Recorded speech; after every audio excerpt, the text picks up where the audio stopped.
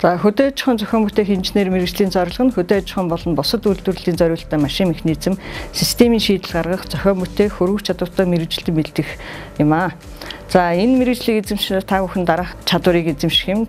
Хөдөө аж ахуйн техник, машин үйлдвэрлэлийн үндсэн мэдлэг, зохион бүтээх арга, орчин үеийн зураг тооцооллын програм ашиглан зохион бүтээх, за машин механизмын системийн бүтэц хийц, ажиллагаанд анализ, синтез хийж, бүтэц шинжилэн сайжруулах, төслөх, түүнийг үйлдвэрлэх ажлыг зохион байгуулах чадвартай болно.